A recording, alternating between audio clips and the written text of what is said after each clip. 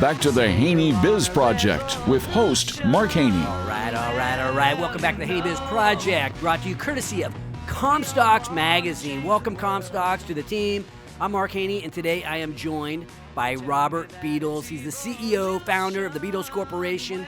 He does so much with Bitcoin, other investing, and so much more. So, Robert, how you doing today? I'm doing great, brother. I want to know about this vomit. What do you call it, the vomit? I'm going to look at your shoes. You are a big Bitcoin guy. You know a lot. You are invested. I don't know if you mine it or how you come across your Bitcoin. We're going to find this out. But when I see you get nervous, that's when I get in. And I've never seen you nervous. You and I are good buddies. I've never seen you nervous. But when I see you nervous or sick to your stomach, I'm going to say, you know what? That's probably because of that Bitcoin thing going down, right? I was just thinking that vomit strategy is how you stay so sexy and skinny, man. I thought you were like this on that is Hollywood CrossFit, diet. Buddy. And you are looking good, too. You are staying fit. You are looking good. We are both in the Entrepreneurs Organization together, so we got guys like Uriah Faber and some really fit guys here. So we have a little bit to live up to in terms of staying in shape. Yeah, it sucks being the fat guy in the group, right? You're not that guy anymore. Look at Not you, anymore. man. Yeah. You're down to fight weight. I think you could take on Uriah. All right, let's get to you. Let's get to you and your business, and then we'll jump into Bitcoin. Give us an overview. I mean, I don't know how many. I think you have as many businesses as I do. Give us an overview of the Beadles Corporation. So, we started, back in 2004 or so. I guess that's when we first started, building businesses. We started in the construction side of things. So we do a lot of roadway stuff. So stuff with, the government on Department of Transportation, public utilities. So we have that construction sector. Then we have the housing sector that we work in. So we do a lot of like Section 8 homes, small apartment complexes, things like that. Okay. We got a software company that builds, programs and software for the government. Then, what else? I guess we got the crypto space that we're in. And I think that's pretty much all I'm focused on right now. But you're an inventor as well. I know you invented a cool greeting card. You've got some other inventions that I know are finding their way out into commerce. So you have this very innovative side to you, or is it just your team? Yeah, no, God's been good to us. So basically just find a need and fill it, right? So in the greeting card space, we created this. Basically, it's a paper greeting card where you can actually put your own video or photo right in the paper greeting card. It costs the same thing as a regular traditional card. Memory tag, yeah, we're in stores, stores all over the place, and a bunch more stores coming. And that's been a lot of fun. That's exciting. So where do you spend your most, we always talk about, are you hanging or banging? And I know you just bought a place in the Bahamas. I'm sure that's a place where you can do your hanging, right? But when we're banging, we're at our very best opportunity. What's that great opportunity look like right now for Robert Beadles? When are you banging and what are you doing? I'm still stuck on the phraseology, right, of hanging and banging. Well, we try to get people's attention. So dirty. When we don't have the innovative mindset of a Robert Beadles, you have to get a little crude, you got to get a little edgy, and you have to get people's attention. So that's where that came from. Gotcha. Yeah, so hanging, I guess, would just be, with friends and family, stuff like that. And, banging is just, building all the businesses. It's, for me, I just like to build stuff, right? So when you find a need, you fill it. Where are you more focused right now, though? You have so many. How do you decide which one to focus on? Right now, it's software. Okay. So, we're still building the construction companies up, immensely, and we're probably gonna at least double in size this year. So, like I said, God's been really good to us. And then the software side of things is what's really fun for me is where you're able just to take a line of code and turn it into something cool. So, give us an example of what that looks like. I mean, what's a win look like in the software area? A win? A win. What's creating a product that has mass adoption. Okay. Or creating a product for Fortune 100 company that then utilizes it either in their technology or as a standalone that has mass adoption. Wow. All right, well, let's talk about, we'll get to know you on the personal level a little bit more, but everybody's talking about Bitcoin, and you and I have been talking about Bitcoin at the EO meetings and so on for, you're kind of known as the EO, or excuse me, the Bitcoin guru of our group, but you really have become an expert on Bitcoin.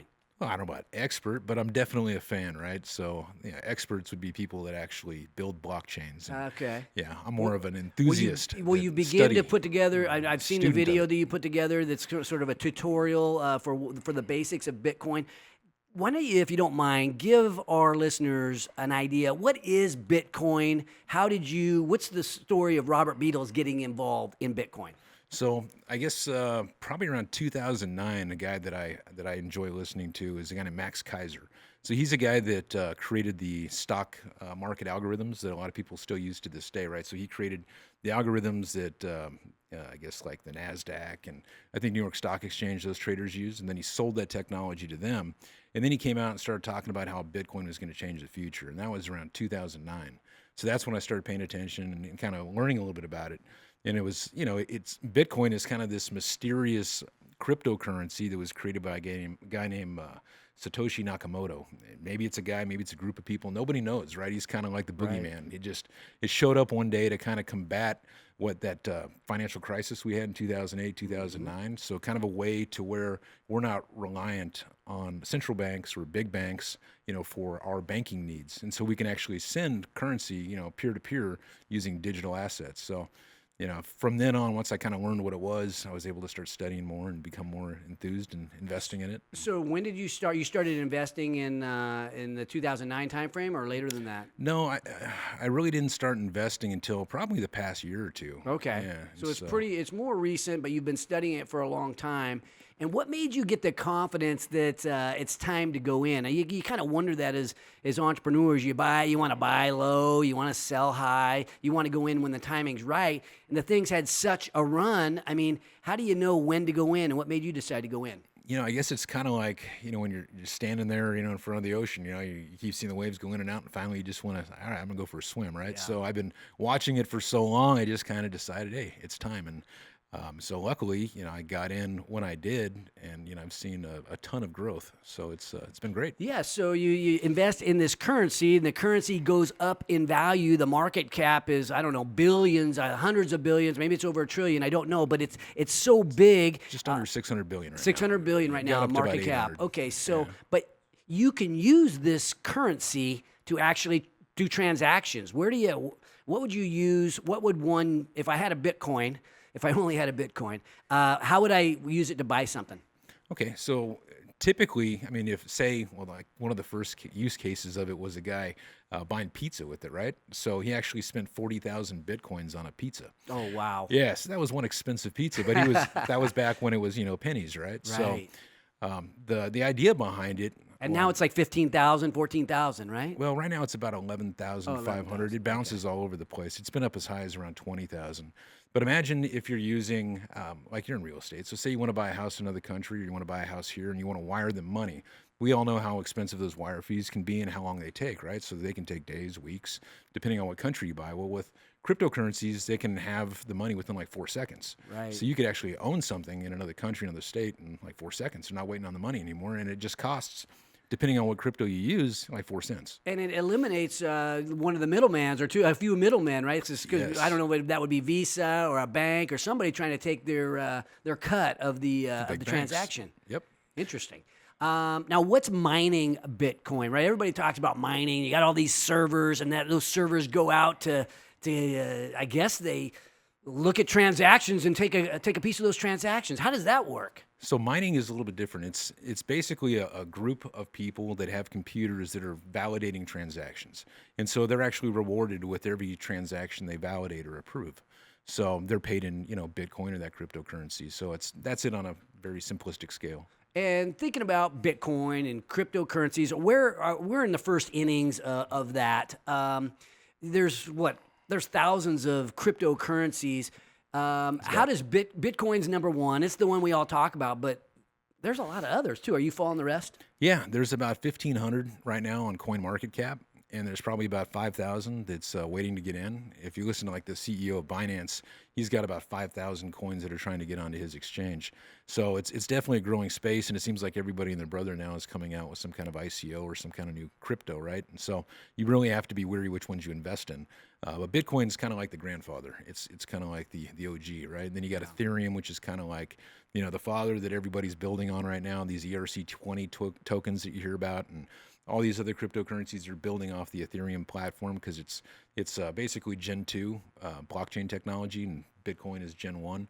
So a lot of these new cryptocurrencies are building off Ethereum platforms, which has a lot of challenges because Ethereum can't handle the workload and all the stress that they're putting on it, and there's still expensive, fees and transaction times. So this blockchain technology, describe what that is. That's the record, right, of the transactions with that coin? So, like in just layman terms, imagine you had a network of 1,000 computers all connected together, and they all work together in unison to verify transactions and to actually record the transactions and to where they're visible so everybody can see the transactions. So that way there's this accountability. There's no bank hiding what's going on, right? So that way everything is dependent on these thousands of people that are all interconnected together, and you can't be taken down by a hack because you'd have to hack all these thousands of computers versus one, server, at Chase Manhattan or something. It's that blockchain that gives us the confidence to utilize or to accept that payment, that payment method. The ledgers on the blockchain, yeah. Gotcha. All right, so just thinking about, we dove pretty deep into Bitcoin and cryptocurrencies, and it's not for everybody. And we're going to be having Richard Bakken, who is a wealth manager and a financial guru, and he's going to say probably something different than go on all in on Bitcoin. But what is your investment strategy? Because I know it's not all in on Bitcoin and then the rest of it in these businesses. How do you, as a successful entrepreneur, how do you think about asset allocation and really where to, how to avoid risk but yet grow everything? Sure. Well, I guess, I kind of look at everything depending on the needs, right? So if you, like in the construction space, if there's an immense need there, I focus a lot of time and energy growing that to fill those needs. The cryptocurrency has always been more of a hobby, right? A very lucrative hobby. So, and by all means, I don't say go all in on Bitcoin, because Bitcoin is kind of like, it's a grandfather. It's more of a storage of value. It's very slow compared to a lot of these other cryptocurrencies. The fees are very high. And so a lot of people, like even Stripe, they now said that they're not going to be using Bitcoin as a payment method anymore. They're going to use another cryptocurrency like OmiseGo or somebody like that, or Stellar or something like that, because those are better technologies, a lot faster than Bitcoin, a lot cheaper transactions, and they can actually be utilized, thousands of transactions a second versus hundreds. So. What would you say to, and there's financial gurus around the country, the presidents of banks and huge companies that are scoffing at the idea of Bitcoin. What would you say to those people at this stage? They don't understand it. It's that simple. It's like, like Warren Buffett was saying that he, didn't like tech stocks. He didn't like technology of any sort, to invest in, years ago. And now he owns Apple, IBM, all these other things, right? And so he comes out and says, Bitcoin's basically for suckers, kind of like Jamie Dimon did, right? Now they're looking at it going, oh, maybe it's not. So you've got Jamie Dimon building his own blockchain now, right? So, and just, a few months ago, he was calling us all idiots for investing in it. Now here he is doing the same thing, right? So they're actually looking into it. They're actually realizing, oh, wow, this can change everything. So it's an exciting technology. You're going to see, basically revolutionize the world in a lot of the sectors that can use technology for assistance and help and growth.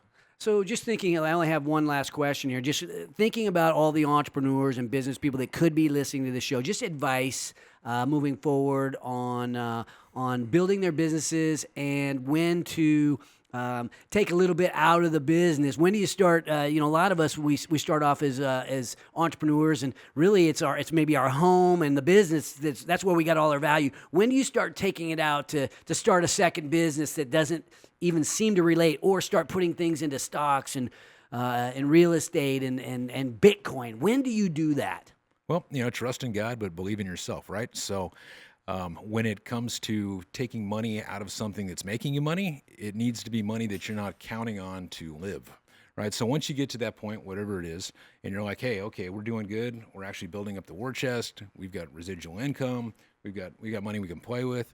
Maybe that's when you look at this other sector, this other market that you're like, hey, I can make some money over there. Or, hey, I've got a passion for this area, and I'm pretty sure that if I put that to use, I can make some money and create some opportunities for people, and then go that way. But don't ever, kill the golden goose, right? Don't ever just start sucking money out of the business that makes you a bunch of money, and then go off and lose it, right? Or leave too early before the golden goose actually matures, right? So, yeah. Do not kill the golden goose. Words of wisdom from my friend Robert Beadles. Thanks for coming back on the show today. I know you made the trip out here from Lodi. We'll be hanging out a little bit later this afternoon. When we return, we're going to meet Richard Bakken, Stiefel Financial. He is a guru. He's the man that I turn to for investment advice, coming up after the break. Join the revolution at HaneyBiz.com, courtesy of Howdy Rockland. This is the HaneyBiz Project.